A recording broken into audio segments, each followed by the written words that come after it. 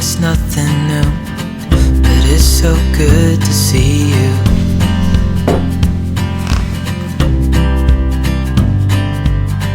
We do this every day, and I'm still so amazed. Hey guys, welcome back to my channel. If you're new here, my name is Alexa and welcome to my YouTube channel. Today I come bearing snacks. I got my coffee, my afternoon coffee, and then I bought these at the store and I love them. They're the Sargento balanced breaks. So this one is natural white cheddar cheese, sea salted roasted almonds, and dried cranberries. And this is like the best combination ever. So I kind of want to get more of these next time I go to the store. Just letting you know that I love these. Plus the almonds are very salty, and anyone who truly knows me knows that I really appreciate salt. Welcome to today's video, which is a Q&A style video. Basically on my Instagram, I asked you guys to ask me some questions, and then I also did some polls. If you don't follow me on Instagram, I'll put it on the screen, but had a question box where anybody could just ask me questions. So let's just get into it. And I feel like this Q&A, I actually got a lot of responses compared to last time. I can't even remember the last time I did a Q&A, but I feel pretty good about it. So first question is, do you and your husband want more kids? Sean and I do want more kids eventually down the road. We don't want another kid for several years. I don't feel like I'm the type of person at this point in my life that can do like a 2-year age gap, or like anything less than that, even like an 18-month age gap.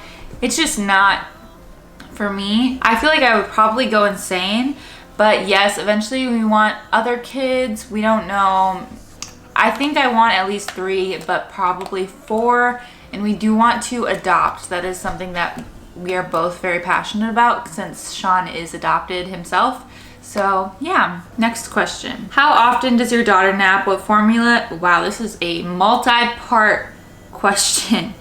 How often does your daughter nap? So she naps right now about 3 to 4 times a day. Normally 30 minutes to 2 hours, just kind of depending on how much she's napped in her other nap. We don't use formula, we breastfeed. And then how was birth? Birth was very painful, as to be expected, but it was not as painful as I quite imagined it.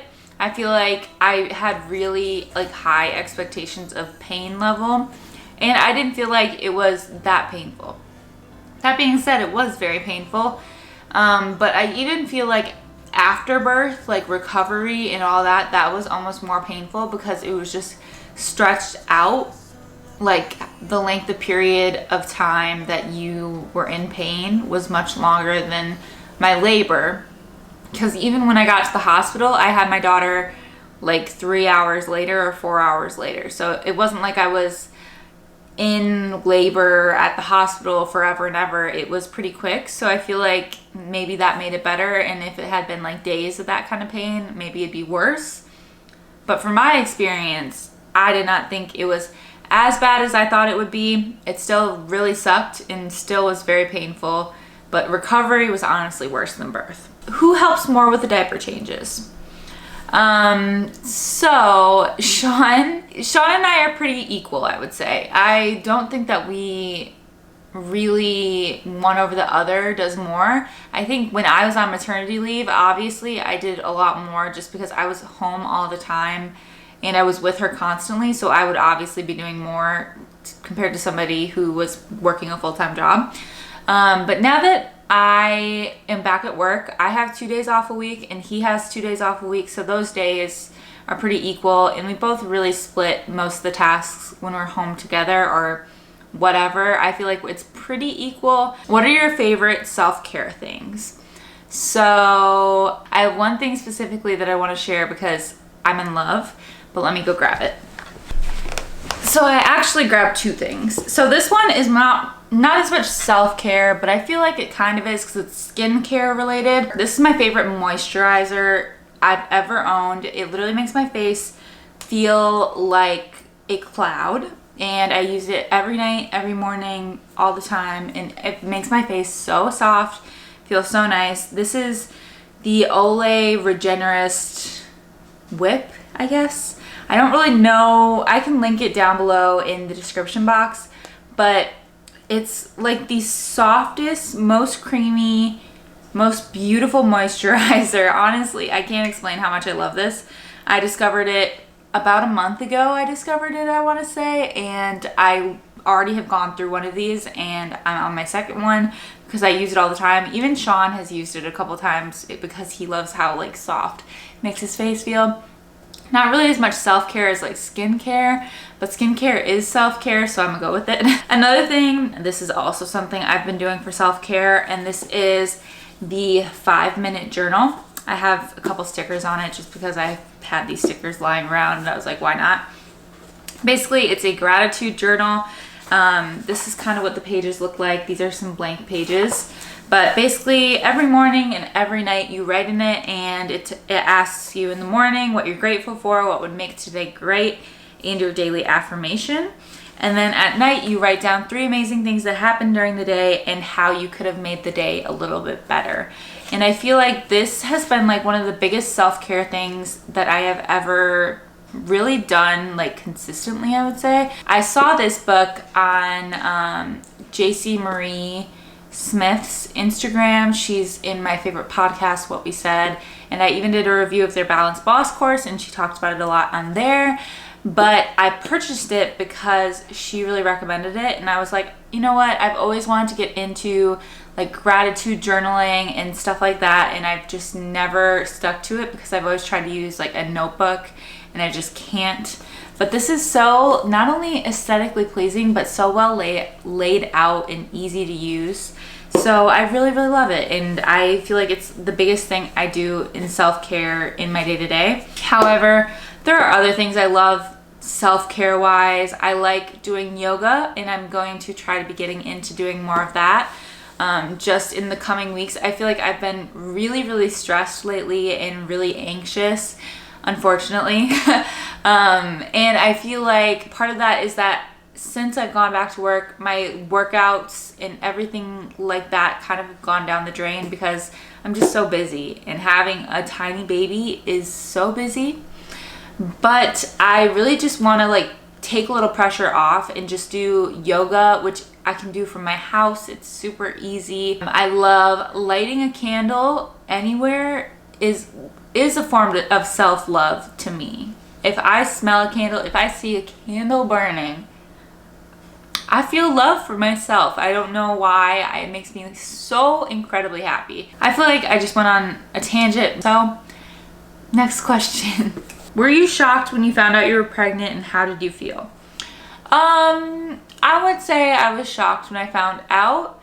But honestly, I really felt excited. It wasn't like a panic kind of shock. It was just, I've always wanted to be a mom, and I didn't feel like scared, I would say. I felt nervous about like birth and stuff like that, but I was really excited to have a child. I didn't know if it was a daughter or a son at that point, but I have always wanted to be a mom. So honestly, I was just really excited, and I don't really remember being like scared or anything like that. It was a little bit shocking, but at the same time, it was exciting. Best piece of advice when it comes to friendships. Okay. So when it comes to friendships, I feel like that is an area that I've always struggled in a lot. I've had a lot of really good, meaningful, like great friendships, and I feel like probably through my own fault, I have seen those friendships crumble and just disappear. I feel like I'm getting very deep right now. But anyways, I'm just saying, I feel like I've gone through a lot of friendships in my time, and I do still have friends now, don't get me wrong, I definitely have friends, but like I've gone through a lot of really hard, like, I don't want to say friendship breakups, but that's kind of what they are, friendship breakups. You know, when you and your best friend are best friends for like what seems like will be forever, and then all of a sudden something happens and you're just not friends anymore. That's like the story of my life.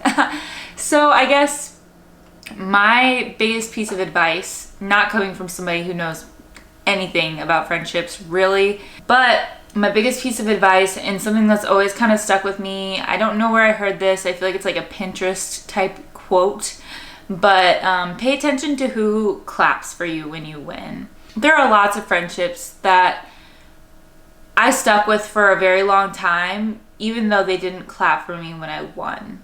They weren't like my biggest cheerleader. They weren't there for me. And there were, don't get me wrong, there's definitely friendships that they were. I'm just kind of speaking to friendships where they weren't. It's just like, why did I hang on for so long for friendships that didn't actually benefit either one of us probably? But we held on for so long because we had always been friends, or we felt like we couldn't not be friends. I don't even know. But my biggest piece of advice, I don't even know where I'm going with this, is just pay attention to who claps when you win. You want your best friends to be the people who are always on your side and always like cheering for you. So that's all I got. How old am I? I'm 24. I'm gonna be 25 late this year, so I got quite a while. What would have been the boy name for Olivia if she had been a boy? If Olivia had been a boy, her name would have been Gabriel. Maybe Gabe for short, or just Gabriel. I'm not sure. It depends on like when we saw him, I guess. We probably would have called him Gabe mostly. But Gabriel was the boy name we had picked out. I don't know if we want to keep that name when we have another child, if it was a boy or not. We might change our minds. I really don't know. It's definitely a couple years down the road, so we'll see. Okay, this is the last question I have. It says, are you planning on buying a house soon? Guys, I feel like this is so prevalent in my life right now. I don't have plans to buy a house like anytime soon, and I'm not gonna even go there because I have a wedding to pay for and I have a child, and I have a lot on my plate right now, if I'm being honest. But we do plan on buying a house eventually. We want to buy a house in the next couple of years, and that is one of our really major like financial goals. However, the way the housing market is around where I live right now is crazy. Like crazy. Everyone I know under the sun is trying to buy a house, and it's actually like very competitive and very hard to get a house. And it seems very disappointing, honestly, because houses are just like on the market for half the day and already $35,000 above asking price. So it's kind of made me grateful that I'm not looking to buy a house right now, just because it is so crazy. But yes, in the next couple of years, we do want to buy a house, and hopefully that happens for us, because we would love to do that. We would love to get a dog, lots of things. So yeah, that's kind of it for today's video. I just thought it'd be a fun video to film and just kind of answer some questions. And yeah, so I have to go. I'm going to do a little bit of yoga, and then I'm going to pick up Livy from daycare. So hopefully you guys enjoyed today's video, and let me know what you think down below. I have a lot of exciting videos coming up, so if you haven't yet, I'd really appreciate if you hit the subscribe button. But yeah, that's pretty much it. I'll see you guys next time. Bye.